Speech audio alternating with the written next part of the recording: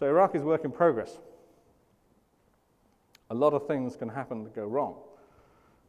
It seems to go right most of the time, but there are things that can happen. I don't think the insurgency from the Sunni side is going to come back. Why? Because they were all bought, rented, if you like, and put in what they call the Sahwa, which is the awakening councils. And when they did that, the Americans very cleverly tagged everybody.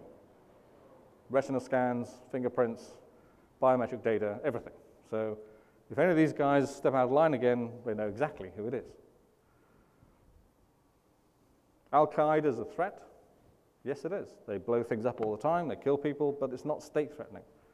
It's unpleasant, it's tragic, but it's not state-threatening.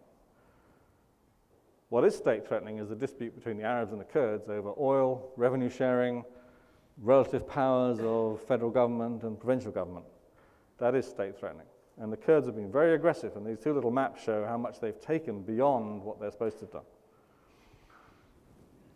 Now, these balances have to accommodate lots of different agendas, and it'll be many months before a government emerges in Iraq. Many months. I'm not going to make any forecasts, even though I know it reasonably well. Let's pass on that one. Saudi Arabia, almost done now. A lot of the easy oil in Saudi Arabia has been produced. The large fields we all heard of, like Gawa and so on, discovered in the 50s, over 50 years of production, definitely halfway through their lives. So future production from Saudi Arabia depends on difficult fields, like Khurais, like Hassaniya, like Marjan, Manifa, and EOR in Safaniya and Gawa, which they will have to start in the next 2 years if they're going to keep production up. Well, Saudi Arabia has invested an enormous amount of money in raising its production quota. You know, it was about 8, 9, 10 million barrels a day. They've gone to 12. They're only producing 8 and a bit, so that's an investment they're not going to use yet, but it's there. And that capacity is probably going to be kept at that level for a long time. Saudi Arabia has a little bit of a problem. When the financial crisis hit and demand destruction eroded the market for them, OPEC cut production, and Saudi Arabia cut, as usual, more than everyone else. But they can't cut much more. 8 million barrels a day is it, because they need gas for their petrochemicals, for their power generation, and they don't have enough. Twilight in the desert postponed, I call this. Saudi Arabia doesn't suddenly drop off a cliff.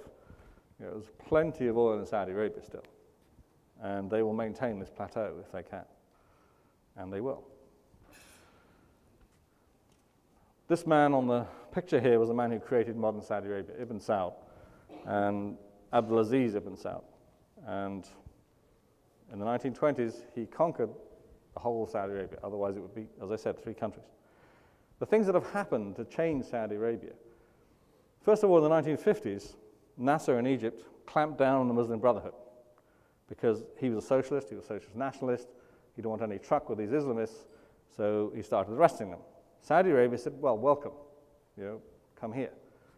And the Muslim Brotherhood took over the education system.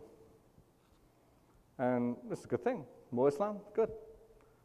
But the unfortunate consequence is education became Islamicized heavily. The next 2 things which hit the kingdom, 1979, the Iranian Revolution. And suddenly here was right next to the custodian of the 2 holy mosques was a real Islamic country, or at least on paper, Iran. So there was a shift to encourage more religiosity in the Sunni states. And the second thing that happened in 1979 was the Grand Mosque was taken over by Salafis, fanatics, which is a huge shock to the system. You know, how did this happen? What's happening to our children? Why are they doing this? And the House of Saud was heavily shaken by this. So the reaction was, hey, we need more religion. Let's have more religion in schools. So let's take maths out, let's take physics out, let's take chemistry out, let's have more religion. And in the 80s, they had King Fahd, who was not religious at all, and wasn't interested in education either. I mean, his famous quote was, education is not as important as concrete. So let's build the university, but we won't worry about what's going on inside it. So these are the kings from Abdulaziz. The succession in Saudi Arabia is not an issue. When you read about this, and well, you know, who's going to be king next? They know who's going to be king next. You know, it's currently Abdullah, who's an extremely good king. He'll be succeeded by Sultan, but Sultan has got colon cancer, so he may well die beforehand. If he dies, then it's Naif, and then if it's not Naif, it's Salman, and so on. So succession is not going to be an issue in Saudi Arabia.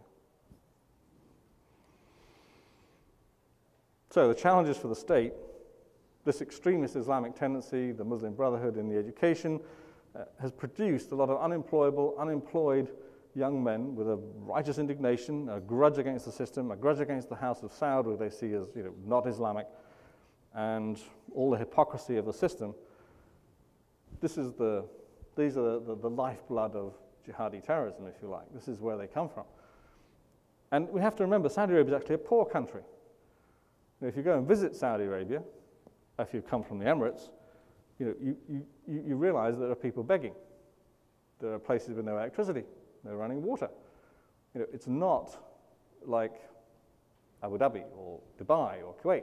This is quite a poor country, particularly in certain rural areas. Is this a threat?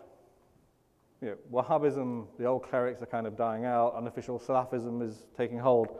Is this a threat to the system? Probably not. It's unpleasant, there will be terrorist activities, but it's not going to be a threat. I missed that one out. The key thing for Saudi Arabia, relationship with the US is fundamental. You know, that's their big rock. Their deeply antagonistic relation to Iran, which is rooted in history. It's rooted in the Shia-Sunni schism we talked about. They worry about their eastern province, Shia. Are they loyal or not? And you know, recently Abdullah just realized that they are loyal. You know, after the first Gulf War, they all supported him. You know, they provide most of the workers in Aramco. There's no hint that these Arab co-religionists will side with Iran rather than with their own country. Quite the opposite.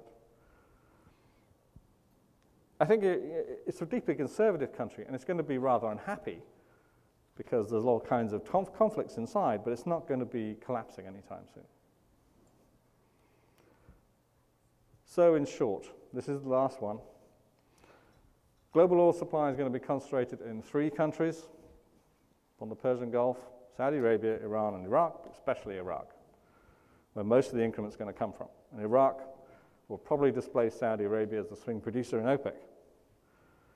Most of this oil is going east, and will continue to go east because that's where the market is. Within these countries, the balance between modernity and tradition, modernity and religion is still being found. They haven't come to terms with it yet. And the external players, the US and China, have a big role to play. Increasingly, China in Iran, the pariah state. For Saudi Arabia, the regime has a difficult balance between how to be modern society, but how to be traditional at the same time, how to counterbalance the Salafism among the youth, how to give them opportunities, how to reform for the liberals, how to deal with national security, a lot of things. Abdullah is doing a good job. There's no guarantees that successors will do as well. For Iran, Iran is a foreign policy challenge for all of us. How do we manage or contain the nuclear ambition without entrenching an increasingly militarized regime, which is going to become more hostile?